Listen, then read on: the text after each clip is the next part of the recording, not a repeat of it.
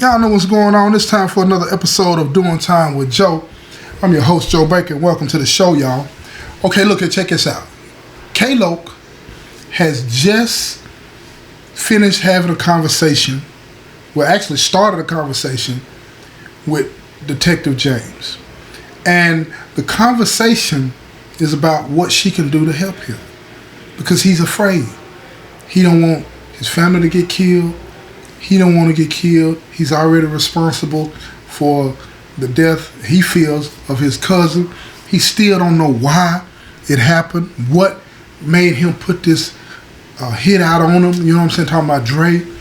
So he's sitting there and he's explaining these things to Detective James, and she's listening and writing everything down, and she tells him that she needs those pictures. She needs all of that information from the phone. And he tells her that he has it put up, and he wants to make sure that he has a deal in writing before he turns it over. Because he just admitted to being an unwitting co-conspirator in the death of his own cousin. And he just don't know what to do, because eventually he's going to have to tell his family. They're going to find out what's going on. And she gets it in writing. She gets the deal in writing. And, well, she calls the attorney general, actually, in that area, and they agree to put it in writing. They haven't done it yet. It's going to take some time to do. So while they're still sitting there at the table and talking, phone rings. Zzz, zzz. It's the feds that's in the unmarked car that's sitting outside the diner, making sure that they're safe inside the diner. He lets them know that the Crown Vic has just pulled up. They just pulled up at the restaurant, the diner. So they freak out. They get to looking around. And she tells K-Loke, just act like you're here with me. They got to act like a couple. So the two henchmen get out of the car and they walk into the diner. They just pulling up to get him something to eat. They have no idea that he's in there. So when they walk in, they see him. And they look back at each other, give each other that look, and they look over at it. They said, "What's up, K-Loke? What you got going on?" And he said, "Oh, nothing, I'm just chilling." They said, "Who you with?" He said, "Oh, just somebody I met, trying to see what's going on with her, right?" And she reaches over and she grabs his hand. She said, "Well, he already know what's going on with me. I'm just trying to find out what's going on with him," playing her role. So they both look at her like, said, "Where you meet her at?" And they walked over there towards the booth. So he makes up something off the top of his head, telling them, he was just in here getting him something to eat, and he saw it, and he shot his shot. And they're like, "Why did you end up over here? Why are you way out here?" And he's looking stunned. He doesn't know what to say. His eyes are getting big, and he's trying to figure out, what do I say? Because he knows that they're suspicious of what they see. But they have no idea who they're dealing with. And all of a sudden, the front door of the diner opens. You know that bell they got? It shows when somebody's opening the door. They hear that, all of them look around, and they see the other two feds walking in. And because they've been in the street so long, they know a fed when they see one. And when they walked in, they both looked at them, and they eased away. They walked to the counter and they put in their order, and the feds were standing at the counter waiting on them to finish so they could put in their order. They were really just in there to make sure that everything was okay. So the two henchmen leave. They order an apple pie, a piece of apple pie and a burger and some fries, and then they leave. And as they're leaving out, they tell K-Loke, "Look here, come by the house. Dre wants to talk to you." He said, "I'll be there later on, you know what I'm saying, when I finish here, right?" They said, "All right, make sure you do." They walk out and they keep looking back, letting him know, "You're not fooling us." They get in the car, they pick up the phone, and they get on the phone and they call Dre, and they tell Dre something ain't right. He's sitting here in this diner with some female I ain't never seen before in my life. So they were like, "What do you want us to do?" And he tells them, "Y'all just come on back to the house." He said, "I got a plan, and I need to discuss it with y'all." So they head back to the house. Now, Detective James and K-Loke and the other two feds, they're sitting in the diner and they're looking around there to make sure that everything is safe. And all of a sudden, her phone rings again. It's the Attorney General for that district. He tells Detective James, we got a deal if he comes up off the pictures and he wears a wire. Now he's spooked. He said, wear a wire? I can't do that. What if they find out? He goes through the list, naming all the different things that could happen if they find out that he's wearing a wire. What about my family? What if they catch me? What are they going to do to me? And how are you going to help me? And she's trying to reassure him at everything that he's saying, but his nerves are frayed. He's burnt out. He's burnt out, and the whole time he's thinking about Trail. He's thinking about his cousin is gone. And somehow out of that concern for his cousin, he musters the strength to say, let's do that. He's angry. And he wants revenge for what happened, what he did. And she tells him, look, if you give us everything that you got, he's going to pay for this. And he's going to pay for the rest of his life. Because she understood what he was doing when he told K-Loke to go to this particular spot and don't turn the phone on and this and that. They ran all that down to the prosecuting attorney, and they understand it was a setup in case something goes wrong. He has to wear it. So now they were wondering who else and how many other people have been put in this position. This leverage that Dre has over people to manipulate and get them to do what he wants them to do. So K-Loke releases all of that information to the feds, and when they get it, they start reviewing it. And it takes weeks. It takes weeks to go over it. And it turns out that 6 people have come up missing at the times these hits were carried out with these phones. And now they're starting to identify the other individuals that he had make these calls. And one thing has come true about all of these situations. These individuals were all young. Teens, early 20s, unaware of the streets, blackmailed, tricked, whatever you want to call it, manipulated into causing the death of somebody else by being the one that delivers the message. It's a perfect alibi for Dre. How can he claim to have been, you know what I'm saying, how can they claim that he did anything when he was nowhere near when it was done? They needed those little pieces of paper. They need the message that was on the paper. So they get in touch with they get in touch with K-Loke and ask him, does he have the piece of paper? They figured that he had gotten rid of it, and he had. But there's no way to connect K-Loke to it without either direct testimony from him, a confession on wire or unaware, or K-Loke testifying in court as to what he was told to do. That's how they're going to build this case. So he agrees to wear the wire. Not because he's brave or anything like that, but because he's afraid and he's angry and he wants revenge. Now, the day before he goes to do this, Detective James comes by the house secretly at night because they've been watching him. At Crown Vic, they've been watching him. Pulling up in front of his house, driving him and watching around town, watching to see where he goes. And she gets him there. And she's talking to K-Loke's mom, explaining to her what's going on. And she breaks down and she starts to cry because she realizes the pressure that her son has been under and the weight of what he did to his cousin.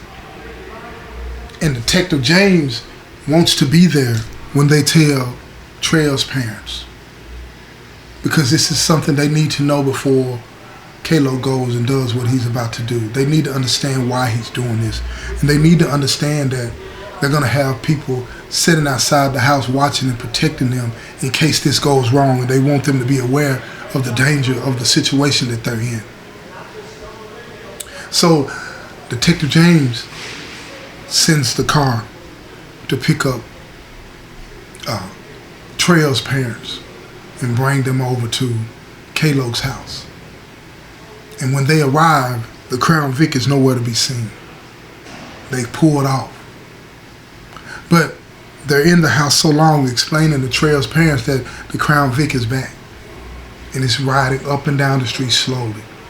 They got the binoculars and they're looking. They see in the living room. They can look through the window because they had the curtains wasn't pulled all the way. They see that the whole family's in there, and they see Detective James. And then they realize and they notice the car that's sitting out front is the same two people that were in the diner the night they walked in and saw K-Loke sitting at the table with Detective James. And now they're starting to get an idea that this is bigger than what they thought. So they pick up the phone and they call Dre and they tell Dre that something's going on here. All of the people that they saw at the diner plus the rest of the family is all at K-Loke's mom's house. Dre immediately understood what was going on, and he said, it's the feds. He knew that he had to take action, and he had to take action fast. But he couldn't do it. He could not do it just by spraying the house. So he gives the order. Take K-Loke out. It's time for him to go. He's the only one that can tie them to it. They need direct testimony. And they're not going to get it if Dre has anything to do with it. So later on that night, when Detective James and the other two feds leave, they wait. And when they're out of sight, they make their move. They make their move. Now, the two family members, Trail's parents, they're gone. The feds take them home. Detective James, she's gone. The only people that are left in the house is K-Loke and his mom. So Dre's henchmen get up and they knock on the door. Boom. K-Loke answers the door. And they tell K-Loke, we need to talk to you. Dre wants to see you. He says, okay. I'm on the way. They said, no, we'll take you there. We'll take you by there. But K-Loke don't dare. He knows what's up. So he comes out on the porch. And when he comes out on the porch and he shuts the door, he says, my mom don't want me going nowhere. They grab him by his arm and say, come on, you going with us. And he pulls away from him and he strikes out running away from the house. He wants to get away from the house. He wants them away from the house. He thinks if he can pull them away from the house, his mom will be safe. So he runs as hard and as fast as he can. And they ran and they jumped into the Crown Vic and they're chasing him down. And K-Loke, he runs down this alley. And when he runs down this alley, they see him when he makes his turn. And one of the henchmen, he fires a shot at him and he hits him. Pow! And it's grazed him right on his ribs on the right side. And he hits the ground.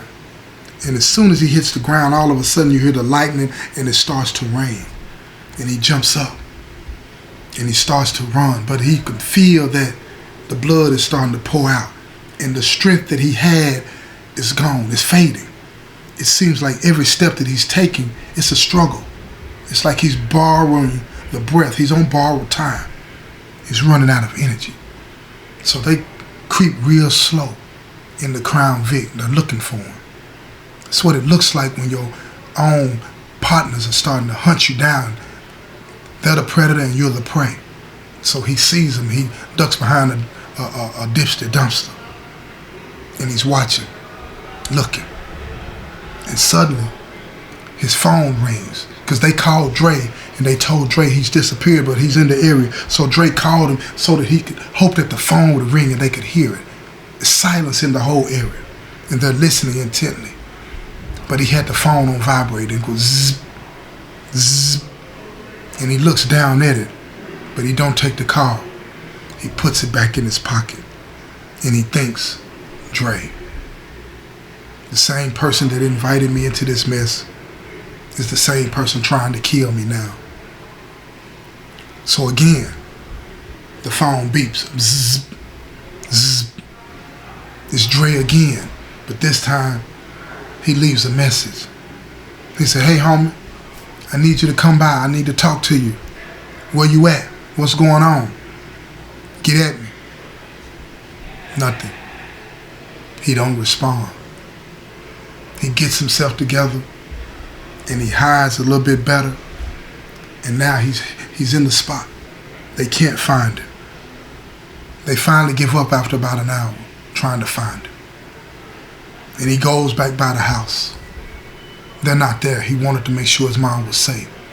So he sneaks into the window of his room. He gets inside, goes to his mother's bedroom to check on her to make sure she's asleep in the bed. He goes into the restroom, the bathroom, and he cleans himself up, puts on a fresh pair of clothes and puts on a Band-Aid to cover up, the bandage to cover up where he was just wounded. And he calls Detective James and he tells her, "They tried to get me. What can we do?" And she puts her police hat on and she says, "Look, we can't wait. You might not make it till tomorrow. We have to get him tonight." And he said, "But what about the testimony?" She said, "It may not be safe for you to do now." He asked, he said, "So will you be able to get him without my testimony?" She said, "We got a strong case, but it's circumstantial. We need direct testimony, or we need a confession from him. We might be able to shake him when we get him in that box." K-Lo listened to her while she's talking, and he stopped her. He said, "He's not going to break." She said, "So meet me in the spot." She had given him this location that he, in case anything goes wrong, that he was to meet her there. So he leaves his room, jumps into the car, and he creeps out. And he heads to the area, slow, cautiously, watching every car that he passes.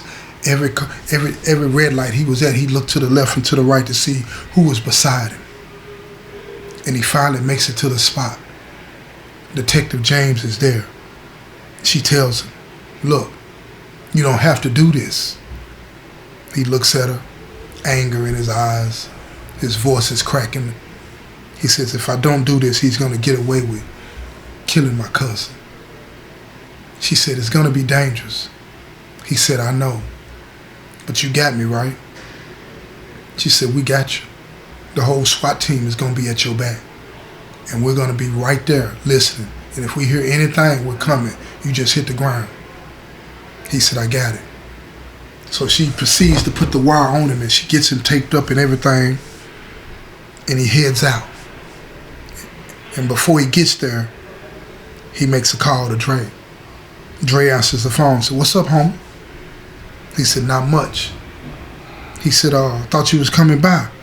He said, "Well, I ran into a little trouble, but I'm on my way." Dre said, "I'll be up." Hung up the phone. And Dre immediately got his whole crew ready. He knew that something wasn't right here. Why would somebody that was just almost shot and killed by his henchmen still show up? It was only one reason. He said, "The feds are watching." But see, Dre was so much of a predator and deep in the streets, he had it in his mind, if I could just get rid of him, then everything will be okay. So his common sense went out the window. You don't have to have common sense to be a criminal, y'all. Remember that. So K-Lo gets to the house. He knocks on the door. Dre said, "Come on in, homie." He opens the door and walks in. He sees Dre sitting at the kitchen table, gun in front of him. But it's not the gun that he saw he needed to worry about. It's the ones that he didn't see that were pointed at him that he was worried about. He could hear the homies in the back room playing the John Madden. He knew they were ready. He knew they was ready. Dre said to him, "What's going on? Why the new friends? What's going on?" K-Lo looked at him and said, "Man, what do you need? What do you want, man? You want me to come by?" Before he could understand and realize what was going on, he felt the hands of somebody from the back. They grabbed him. He said, "Well, you just gonna do me like this?" He said, "Nah. We're gonna take care of you another way, rat." And he pulled at his shirt and he saw the wire and he snatched it off of his chest. He said, "You come in here like this, disrespecting my house? And if you want to know how this turns out, you're going to have to tune in to the next episode. This has been another episode of Doing Time with Joe. I'm your host, Joe Baker, and I say peace, y'all.